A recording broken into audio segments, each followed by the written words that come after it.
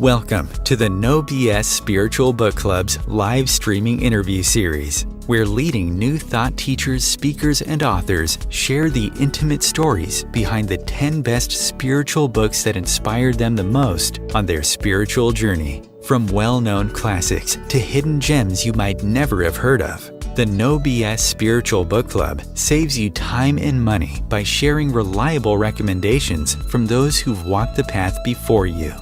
The No BS Spiritual Book Club, the only no BS guide to the best spiritual books to inspire your own journey of self-discovery. Here's your host, founder of the No BS Spiritual Book Club, Sandie Sedgbeer. Hello, welcome. Recurring dreams are not unusual, but if you had one that revealed a blueprint for a new world and interaction with other life forms, how far would you go to manifest such an audacious vision? Jeanne White Eagle is a peace ambassador, educator, author, and visionary who circled the globe with her husband John Pehrson for over 25 years, working as ambassadors for world peace. A member of the Evolutionary Leaders Circle, her passion involves manifesting the vision she received in a recurring dream that began when she was a teenager. And she's been manifesting that vision along with the late NASA Astronaut Edgar Mitchell and her husband in co-founding the Interstellar Community Foundation to bring that vision to fruition. Jeanne White Eagle joins me now to share the 10 best spiritual books that significantly impacted her worldview as she undertook her far from ordinary life journey. Jeanne White Eagle, welcome. Thank you, Sandie. It's an honor to be here. So you say that choosing 10 books was difficult because there are so many that inspired you over the years. Yeah, I hadn't really thought about this, but I think as the human race continues to evolve and wake up, more and more people are putting their thoughts into books, into different programs that you might see on TV or in movies or whatever, but they're getting out to the public what is going on with them, because this is my perception of this, is if you have something that is moving through you with such force and such power and such love, then there's something, at least this happens with me, there's something inside me that wants to share it, because maybe this can help somebody else on their path. And there have been a lot of books like that, especially in the last decades. And so we've had a rich wealth of books to draw from. And so for me to come in and try to hone in on 10 was difficult, because there are a lot of them out there. Yeah. Good ones. Yeah. It is a hard thing to do. I love the quote that you said from Miss Cotton's Corner. Books are the quietest and most constant of friends. They're the most accessible and wisest of counselors and the most patient of teachers. Yes, they are. So true. So very true. Yeah. Well, let's start with the first book on your list. And I don't know if you compiled this list and gave it to me in the order that you read them, but it doesn't really matter. But the first book on your list, interestingly enough, was the last book on the last person's list. Autobiography of a Yogi by Paramahansa Yogananda, published in 1946. And I've lost count now of the number of times this book appears on people's lists. Yeah. It's an extraordinary book. And when I was giving you my comments about each of the books on that particular one, I cannot remember when I first encountered it. It's as though it has always been there. And of course, for anyone who has read this book, the photograph of Yogananda on the front of it acts like a magnet, first of all. And the book itself holds within it such a wealth of wisdom. And I find that over the many decades that when I get into a place of despair, which doesn't happen often, but it has happened, when I get into a place of not knowing exactly where to turn, I'll remember something that Yogananda actually went through in his own life, that he writes about with such beauty and such poetry. And so I continue to turn to that book. As a matter of fact, I in the living room when we sit down and we watch something on the telly, I've got a copy of the book right by my chair, so I'm constantly, I see his face. So yeah, it continues to inspire me. A book that really has influenced so many people. I think you said in your written write-up that Apple, Yeah, Steve Jobs Steve Jobs. Yeah, handed people books at his memorial to the people that were attending it because he right, set such store by that book. right, right. Mm. You think about that, because I'm sure there were a few that showed up at his memorial, but he arranged for everyone who showed up to have one of those books. Yeah, Yeah. astonishing. So book number 2 is Being and Vibration by Joseph Rale, published in 1992. And there's a wonderful story here, synchronicities and mystical experiences. Yeah. Well, this book is when my life took, and my husband's as well, took a 180-degree turn. John, my husband, he and I were in the corporate world, and we were in Russia at the time, right after perestroika. And we were doing a particular kind of workshop there with some Scott Peck's people. And one of the people on the team had a dream and called me. He came up to our room shortly after, and he said, "I've had a dream, and it's for you. I think it's for you." And so he told me the dream, and I memorized some of the words from it. Bald eagle, from the four winds, the grandmothers and the grandfathers are calling.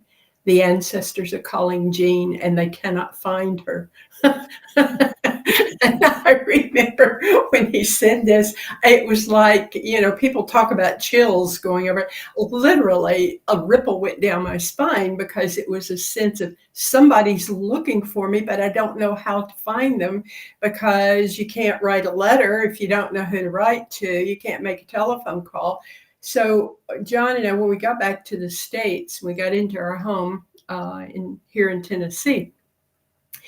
And right when we got into the house, I went back and sat down on the bed in our bedroom, and I have at that time I had by the bed an end table that had a bunch of books on them, and that I hadn't read yet.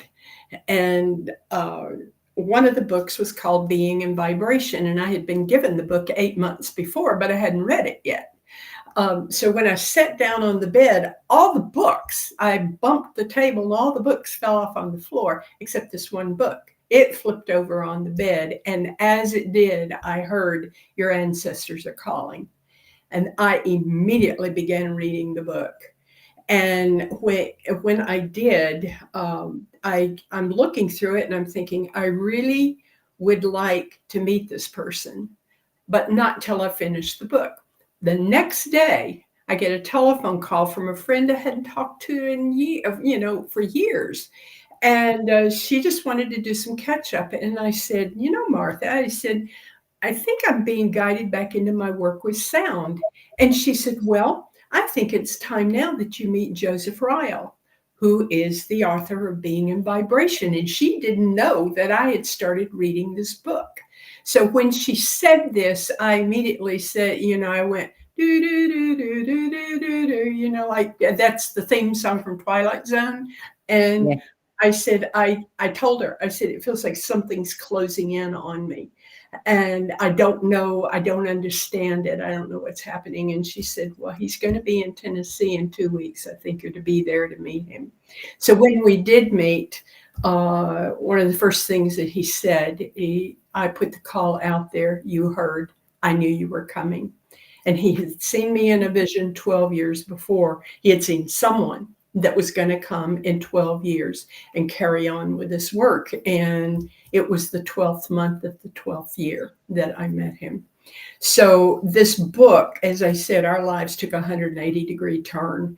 And I continue to refer back to it because it helps to keep me on point. It's a powerful book. Mm. Yeah. Book number 3 is another very powerful book, because this also turns up in the top 10 all the time, top 10 of all time, in this book club. Jonathan Livingston Seagull by Richard Bach, published in 1970. Yeah. And you said that the character of Jonathan showed up for you at a Neil Diamond concert. We actually had gone to see one of Neil's, I guess, early concerts. This was way back in I'm 80 years now, growing newer every day. So this is back when I'm in my 20s. And we go to this Neil Diamond concert, and there Jonathan, of course, he was doing music to Jonathan Livingston Seagull, but something clicked when I heard it. And that night I went back and began writing the very first journal that I have ever written. And it started out with Dear Jonathan. And I still have that. I still have the journal, because somehow that awakened in me something that was asleep and was ready now to move on out into the larger world. It's hard not to like Jonathan Livingston Seagull. It's just hard not to. Whatever your belief system is. So I keep going back to it. By the way, I'm sure you know this, but my children gave me, they found a fourth segment to that book that is out. It's published now. It's out there. So that was one of the gifts they gave me last Christmas. So I encourage everybody who likes the book, the main book itself, go and look. There's a fourth segment to it now. It's quite good. Interesting, very interesting. I mean, book number 4 is also by Richard Bach. It's Illusions, The Adventures of a Reluctant Messiah. And that was published in 7 years after. It's 1977. Well, clearly I like Richard Bach's writing and inspiring. But the thing about Illusions is he was able to speak from a perspective that helped me not to get too attached to what I thought reality was, and helped me to see through different eyes. It's just, it's an ongoing, it's something I do turn to from time to time. And just when I think I may be stuck in some position of a thought or of a circumstance, I'll just kind of open up that book. And that's another one of the books that I keep next to my chair, and just pick it up, and you just go to the very place that you need. But it's a good book, and it did help me to see all the many different realities that actually exist out there somewhere. I've always wished that I could interview Richard Bach. I want to know, what was the inspiration for that? How did it come to him? And I mean, he's written other books that I didn't mention in here, but the book that he wrote called Jonathan. How did that? Amazing. He listened, I guess. Maybe he had a dream. Maybe he did.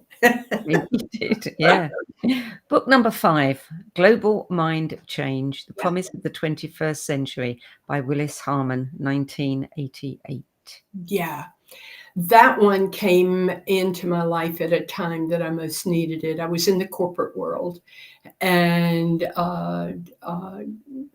doing the balancing act between staying quite practical in my everyday living within the corporate world, but also maintaining a spiritual perspective and spiritual life, and doing the balance with these two so that they would become one. Well, Willis, I don't remember where I saw that book first, but when I saw the title of it. It drew me to it immediately, and I started reading it. And I left his thought in there. If you don't like the way the world is, change your mind. Change your mind. It's your seeing out of what you see is your perspective of what the world is. So just change your mind. And I thought, so I wrote him a letter, and it only consisted of about 2 sentences. And I said, if it's possible, I really would like to meet you one day. And I said, because you have touched something in me that is quite deep. And the same week that he received the letter, I get a telephone call, and it was Willis.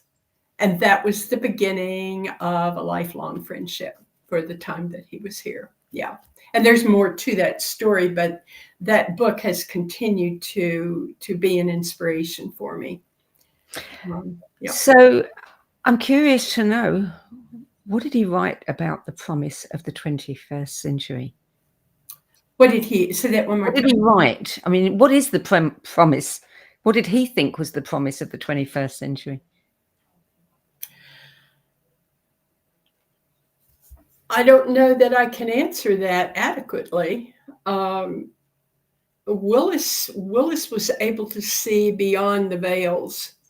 He was able to see the potential that lies within all of us, and able to see the potential that lies within the species of humans, and was a wonderful reminder of don't get caught up in the webs of the dramas that go on. Keep your perspective.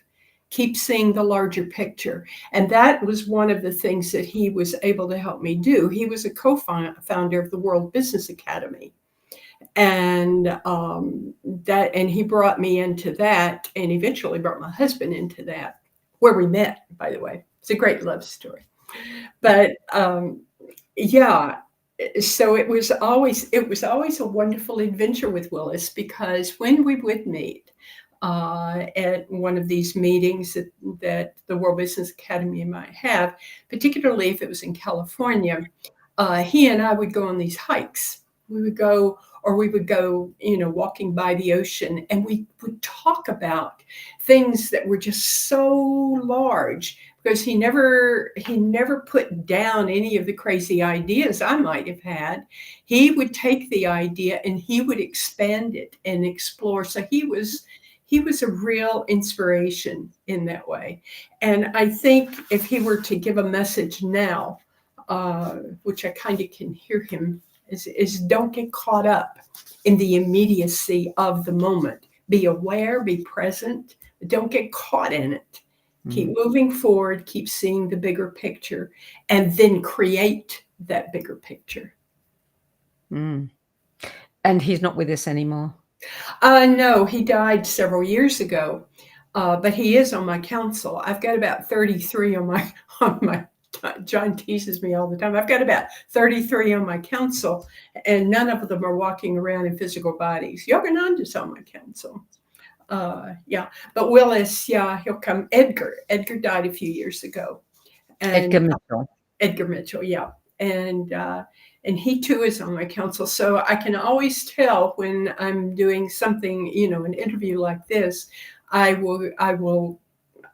it's almost like an invisible nudge.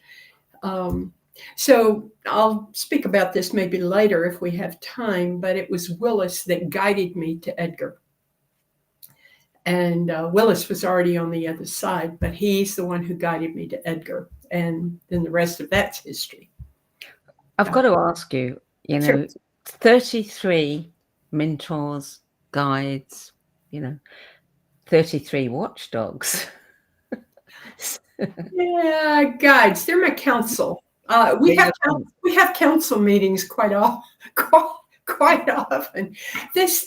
How that occurred, I'm not even sure where it began, but I had read somewhere that, if you're wanting to improve yourself, if you're wanting to grow, then look and see who is it that inspires you.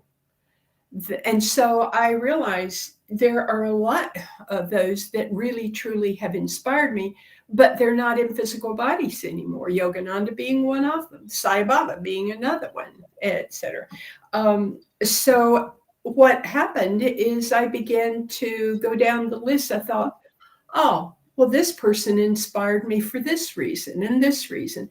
And so I began to put together this council and realized what I was doing is putting together a spiritual council. And they are all on the other side. But if you don't believe in telepathy, try doing that. And then notice the thoughts that will begin to come into you. To help guide you. And Willis definitely is very vocal sometimes. Wouldn't I love to get 10 best books out of each of them?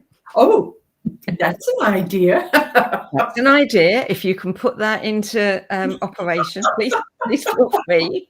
It would be really interesting to have Yogananda's 10 best books. 10 best books, right. Yeah. Okay, so book number 6, As a Man Thinketh, by James Allen, published in 1902. Very small book. Yeah, that book was a surprise. It was given to me by a friend in the business world. I was in my early 40s, I believe, and I was going through, again, some major changes in my life. And he just handed me this little book, and it's just a little thin book. And I don't know if you've read it, but I strongly encourage you and anyone who is listening or watching this, get that book if you can find it. The wisdom in it is ancient wisdom, but he's managed to say it in such a way that it grabs. At least it does me. And I have been so moved by that little book that I have given it to all my son's stepsons, who at the time that they received it were teenagers. I gave it to my stepson, to my husband, to my brother, to my family and to many friends, because of it's timely wisdom. It does not go out of date. It really doesn't. Wisdom for the ages, yeah. So if you get frustrated or just need a little bit of guidance, just open up that book and read a paragraph in it, and then bam, it'll be right on target with whatever it is you're needing. It's a good book. Well, did you know that in 2020, someone took those words and published a book called As a Woman Thinketh? And it's based on all of his material. No, I did not. I just learned something. Thank you. Thank you. So it's that form, if not the original form. Yeah. Thank you. Yeah. I will look that up. Okay, we're going to take a short break now. You're listening to a No BS Spiritual Book Club interview, and sharing her 10 best list of the most inspirational books today is Peace Ambassador, educator, author, and visionary Jeanne White Eagle, who circled the globe with John over the past 25 years as ambassadors of peace. And together with NASA Astronaut Edgar Mitchell, they co-founded the Interstellar Community Foundation. We'll be back with more on Jeanne White Eagle's 10 best list and the Interstellar Community Foundation's mission after this break. Stay tuned. Times TV. Maya Angelou once said that there is no greater agony than bearing an untold story inside you. I'm Sandie Sedgbeer, and when I'm not hosting Times Media's flagship radio show What Is Going On and the No BS Spiritual Book Club, I help people share their untold stories. Books are my life, my joy and my passion, and there is no greater reward than helping aspiring writers get their books out of their heads and into the hands of those who are waiting to read them. If you feel that you have a book in you but don't know where to begin, visit sedgbeer.com, click on the Work With Me tab and find out how my experience helping others tell their stories might be just what you've been looking for. That's sedgbeer.com, sedgbeer.com.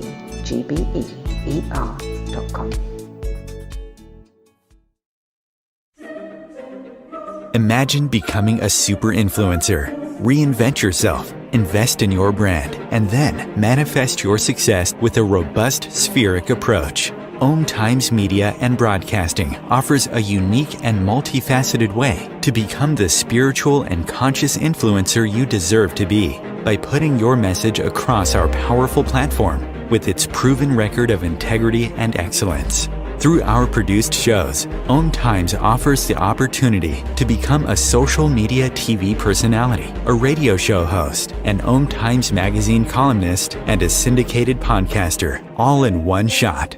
By live streaming your show on Om Times TV and broadcasting it across the extensive Om Times radio and TV networks, you become more than a host. You become an ambassador and a force for positive change. Om Times. Open yourself to the possibilities.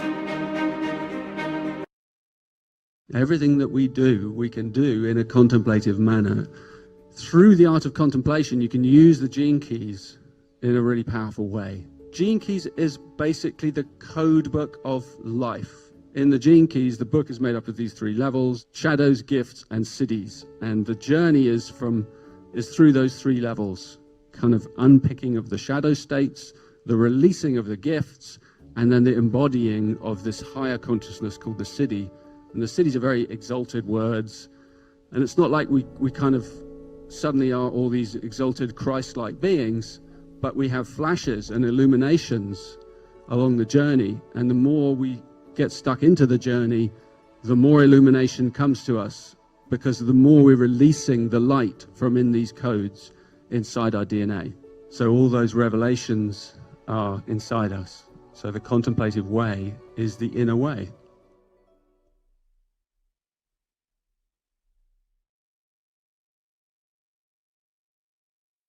There are 16 million children struggling with hunger in America. That's 1 in 5 daughters, sons, neighbors, and classmates who don't know where their next meal is coming from. Yet billions of pounds of good food go to waste every year. It's time we do something about it. Feeding America is a nationwide network of food banks that helps provide meals to millions of kids and families in need. Visit feedingamerica.org to help them feed even more. Together, we can solve hunger. Together, we're feeding America. Welcome back. Jeanne White Eagle, book number 7, The Quiet Mind, Sayings of White Eagle. There's a connection there for sure. That book was published in 1972. So tell us about the connection. Yeah, well, first of all, the first connection is kind of obvious because of the name. I think it may be important to say where I received the name. And then, of course, when I begin to see writings or quotations by White Eagle, I'd be drawn to it because I had been given this name. We had mentioned 2 of Joseph Ryle's books earlier because they have made such an impression on me. And Joseph did become such a good friend and mentor. And when we first met, he had gone into vision, and he came out of it and had received my name, which is when he gave me White Eagle.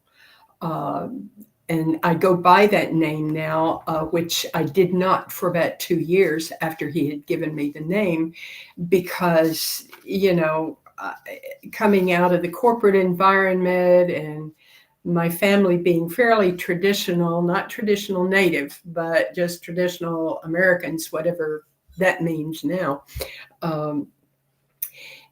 I knew that this might push some buttons. So I kind of stayed away from it because it was such a big name. I mean, you think of a white eagle, right? But it was about 2 years later that it became very clear. It's time now that you accept this name. And so in a ceremony that involved quite a number of people, Joseph blessed me with the name. And I said to the people then, I said, from now on, this is the name that I will be known by. And I remember, Sandie, it literally felt like a physical feeling almost. Suddenly the name demanded of me an depth of integrity that, even though I consider myself a fairly, a person who is, has got a lot of integrity anyway, when that name came in, it's like the name was pulling me. And that began to happen on a daily basis and has now over all these years. And so when I was with a friend in Israel, she came up to me and she says, I have a book for you. And it was a small book and it was called The Quiet Mind. And she said, these are quotations that White Eagle is said to have said, and White Eagle being a spiritual guide, ancient, who lived apparently many centuries ago. And there are a number of stories around that. I just took to it like a sponge to water. And from that day on, that's another book. I keep that book in a couple of different places around the house so that I'll even see the name of it, A Quiet Mind. And if my own mind is going like about 1,000 miles an hour, I'll see the title and I quieten down because I know what is inside the book. I know the wisdom that is there. So it continues daily. It continues to help remind me of what I was given and the responsibility that I have if I am going to allow this name to carry me. And of course, students and experts in numerology will say, of course, you changed when your name changed because the whole energy, the frequency changed. That's right. That's exactly right. That's exactly right. Yeah. And to have someone with the credibility and with the wisdom that Joseph has as an individual, to have him have had the vision of what my name was. Then he did a painting, and I've got the painting of his painting me with this name. Well, I think something like that is, you were anointed, weren't you? It felt like it. It really did. And I guess it didn't just feel like it. I can say yes. Yeah. It's not a small thing. Yeah. Well, Joseph is also the author of the next book, which is number 8, and it is sound. I could not find a date. There were so many imprints out there, and none of them actually gave me an accurate date. So I'd have to go look. I could have had a copy here. That book is one of his more recent books. It came out not all that long ago, just a few years ago. So it is easy to find on Amazon.com and I imagine major bookstores. Yeah. But this book, let me back up and say much of my work has been in sound. And when I did receive the name of Jeanne White Eagle, of the White Eagle name, then I began to also receive dreams. I always kind of grin and say that that's the only time that God or the universe can get me still enough to where I'll hear. So that I was to begin doing my work with sound. I am trained as a classical performer. I have been singing since I was a child, and trained for the stage. But when all of this started happening, the voice, which is quite a large voice, began to take on a new frequency about it. And I was shown how to use sound in such a way that you actually can shift the vibrational field, not only of your physical body, but of the surroundings around you. And I've got some wonderful stories that we could spend several episodes on in my describing that. But Joseph's book is quite inspirational. What he does in that book that has inspired me is he goes into his own Native American wisdom and pulls very poetically some of the teachings and brings them forward into the present day, so that as you're reading this, you find yourself between levels of reality. It's, in fact, with Joseph's writings, period, I find that I have to read them more than once in order to understand the depth that is in them. But in this book, he also has his paintings all throughout the book. So as you look at one of the paintings, you receive information. And it's intuitive. It'll go into it. It's beyond the thinking mind. Mm-hmm. And so I keep this book close. It's another one of those that if I need some wisdom on a particular subject, particularly if it's spiritual, I'll open it up, and there'll be something that, at the onset you think this doesn't make any sense, but read it again, and suddenly you see the truths that are deep within what he's saying. So I encourage anybody who's, interested particularly in the deep Native American wisdom. This is an excellent book to read. Mm. He's a mystic. And he's a master mystic. Yeah. Book number 9 is A Course in Miracles by Helen Schucman, published in 1976. Yeah, that one is kind of interesting. As I shared in my description of it, it came into my life somewhere in my mid-20s. It's one of those books. The title is what caught me with that one. And I just liked interestingly enough, because I don't know that it's changed that much. The cover changed that much. The cover of it, actually, the feel of the cover caught me.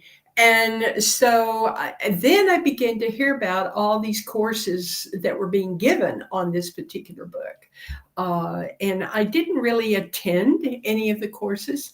I just picked the book up and began reading it. And it's not one of these books that I read from cover to cover. It's one of these books that I discovered that if I would just open it, then there again was the wisdom that I was looking for. And for me, this kind of thing is beyond religion. Any of my spiritual books that I get inspired by, I don't want to get caught in the dogma of anything. Yes. So in the Course of Miracles, when Christ is mentioned as often as it is, I look at that from a larger perspective. And I look at it from the perspective of speaking with a voice of love. Mm-hmm. And those are the glasses that I look through. But that book has also just kind of been there. I've got a copy of that one by my bed. And it's another one of those that if I just see the title of it, it rings something in me that needs to remember the wisdom that is there. Mm. Yeah. Book number 10, World Peace and Other Fourth Grade Achievements by John Hunter, published in 2013. And my, could we not learn a lot from this book? Isn't that the truth? Isn't that the truth? I was listening. I think that that particular, I was hearing a radio interview on NPR here in the States. And I was blown away by this story. He's a fourth grade teacher who, with his fourth grade students, created this game. And what he did is the game was giving these students all the major world problems, like poverty, like hunger, like war, any of these things that conflict. And so he just gave it to the kids and asked them, to solve these problems. And what these children did was no less than a miracle. Is this game came out of it. They began to come up with solutions for each of these problems. But when he saw what was happening, and he was interviewed on a number of radio and TV stations, brought before the Pentagon when they found out about it, and these generals who couldn't solve these problems, they've been working on some of them for decades, said, how did they do it? And what John told them is they looked at it as a whole. They didn't try to go in and solve individually. They looked at the whole thing. And then they were able to see what was needed here, and created this extraordinary game that helped to solve the problems of the world. And, adults need to listen to the children, need to truly listen to these children, because they have answers that adults do not have because they got caught in their ego games. Yeah. So I wonder what happened, those generals who were in awe of this. Yeah, think about that. About that. It depends on how strong their egos were. Yeah. Well, that is your 10 best list. And usually it's not uncommon for people to try and slip a few more in. And I'm usually quite strict, depending on my mood. But we can't ignore the 11th book, because this is the book that kept you inspired and on track with the vision you were given. And it is your own book, Eyes Open, Looking for the 12, Blueprint for a New World. Yeah. So tell me a little bit about this book and why we should read it. Well, what I often say to people is everything that you have gone through has brought you to the point that you're at now. And that is clearly true of myself. Everything that I've gone through has definitely brought me to the point that I am now. And this occurred, this particular book occurred as a result of my having gone to Edgar Mitchell, thanks to Willis Harmon, who opened that door. And when I shared with Edgar Mitchell this vision that I had been given in a recurring dream that started in my teen years, that went on into my 30s, I said, I see this, but I don't want to waste your time, so I'm going to put all the details into a book. So the book was actually written in order for Edgar and me to have a launching pad to have deeper and deeper conversations. But I didn't write the book until 2014. So it wasn't all that long ago. But why this is important is this recurring dream that I said started in my teen years. It went on into my 30s, then it disappeared. And I didn't think anything of it at the time because I was busy raising a family, and went on into my 40s. And it wasn't until 2009 that the dream came back. And this time when the dream came back, I was given detail. I was shown what I had seen earlier in the recurring dream. I was given definition of what I had seen. What I had seen in the recurring dream were two scenes. One was of my standing at the bottom of a high hill, and on the hill was very futuristic buildings. The second scene, and I kept seeing it over and over and over again. No verbiage went with it. I just saw the scene. The second scene in the dream was of my being in a hallway that looked a little bit like it could have been something like a university, or some one whole wall was transparent, and people were passing each other in the hall as though they're going somewhere, and I would say to class or whatever. I looked closely, and they were not all human. They were other species. And this dream, these two scenes kept coming over and over and over again. 6 weeks would go by, and then I'd see it again. And I never thought anything about it because it wasn't given any verbiage, and it didn't last very long. But when it came back in 2009, I heard the words, "You're to build a university." Now, understand that a university in my lexicon is the highest that I know or knew of the most sophisticated of a learning facility. And I know now that it may not be called that at all.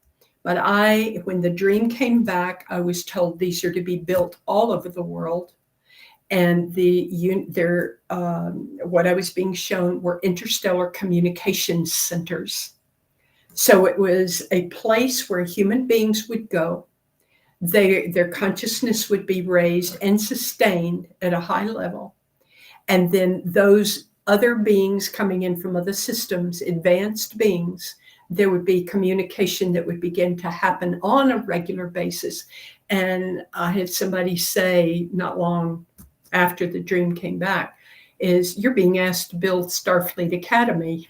So if anybody, watches Star Trek, but it's Starfleet Academy, I guess you could say, with a deep heart, because this has to do with helping the human race get to, and I'm talking about the entire species, that the collective consciousness gets to a place to where the higher level of a frequency is not only brought in, it is sustained.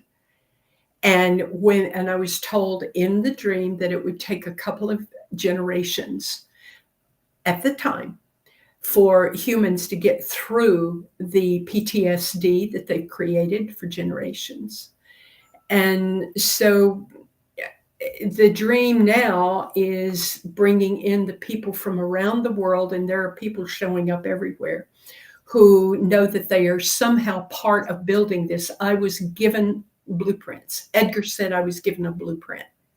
And I was actually given configurations of buildings, how they fit together so they create a particular frequency. But all of this, the detail is described in the book. The whole point here is we've got, let me just, so that I don't, okay, it's about liberating our full human potential, achieving planetary consciousness, and taking our place in the cosmic community. That's the whole purpose of the whole thing. So all this is described in my book, and I've got a copy of it here. But I'm showing you this because I don't know if you can see. It's reversed. Oh, it's reversed. Yeah. It's all right. What you see a baby there. That baby represents the human race. Then you see the earth, which is the earth moving forward into a new way of being. And then on the back of it, you can't see it from this, but is the configuration of how the buildings are meant to fit together so that they create a frequency that shoots a beacon into space and acts as a signal. I don't want to take up any more time on that. It's the reason I go into this book. I constantly refer to it because it helps me to, when I was writing it, much of it are transmissions that are coming in.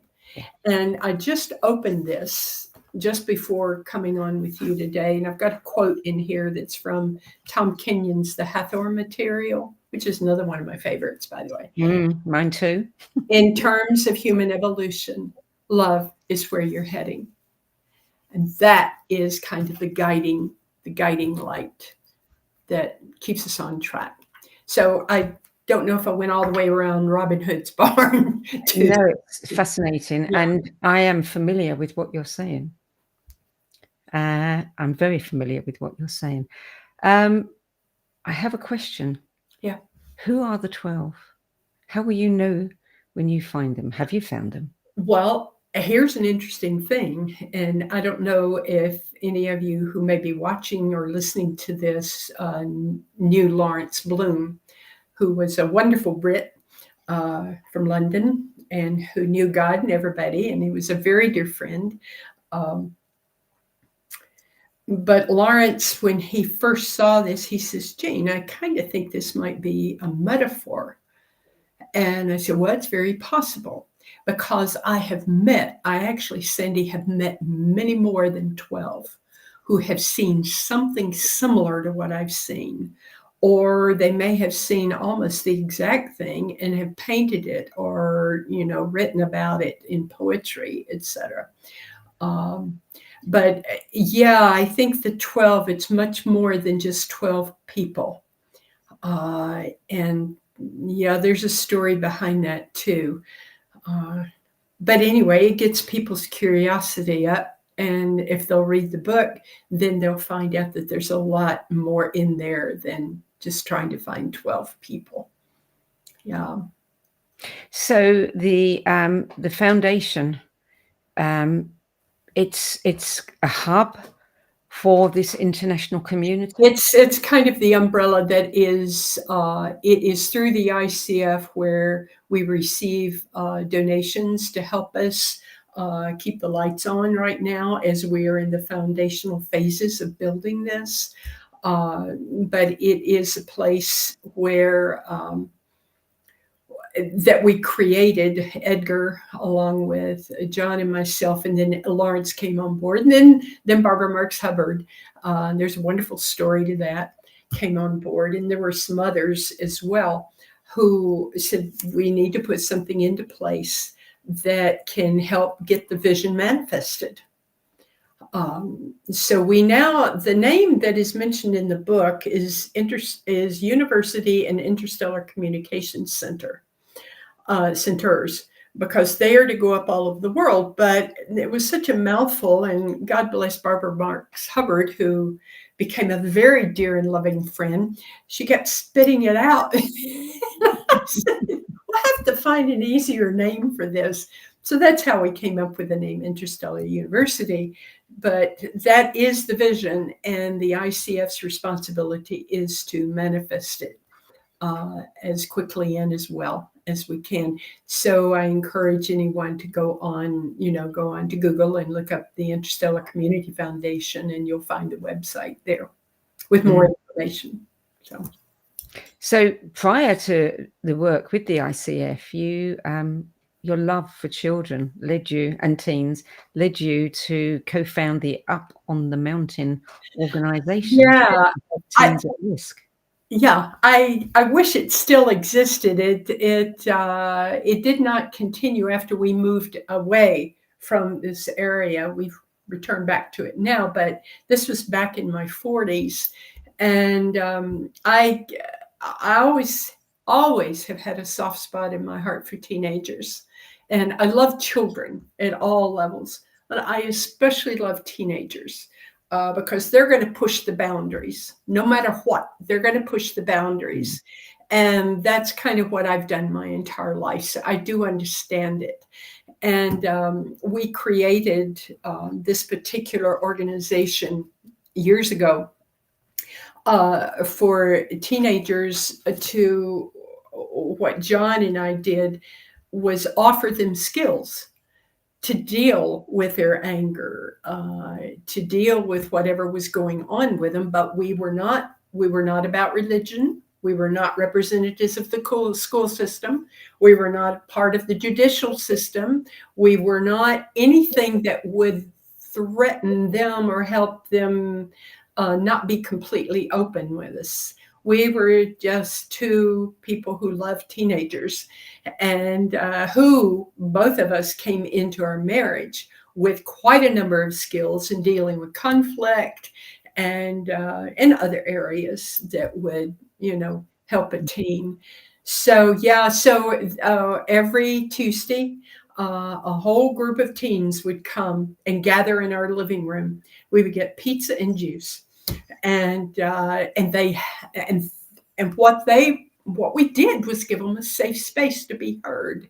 Yes. We had a gang member come in one night, one evening, and some of the kids were really wanting to know, why did he become a gang member?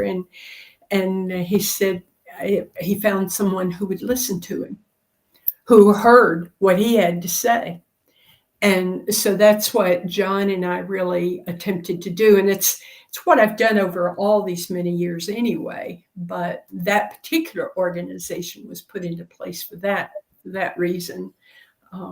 But teens, children play a major part in the Interstellar University vision. I know. Yeah. I'm sure. Absolutely sure of that. This is fascinating. I wish we could go on, for another hour, but we can't, unfortunately. But I do want to speak to you again, for sure, because you've lit up so many light bulbs for me as we've been talking. But Jeanne White Eagle, thank you for sharing your 10 best list of spiritual books with the No BS Spiritual Book Club's library of recommendations. It's been an honor, Sandie. Thank you. Thank you. So you can learn more about Jeanne White Eagle's books, dreams, visions, passions, and workshops at Jeanne, JEANNE, whiteeagle.com. And you can learn more about the Interstellar Community Foundation at https //interstellarcommunityfoundation.org. That's it for this week. I'm Sandie Sedgbeer. I'll be back at the same time next week with another 10 best interview for the No BS Spiritual Book Club. Till then, it's goodbye from me, and thank you again to Jeanne White Eagle. Thank you, Sandie.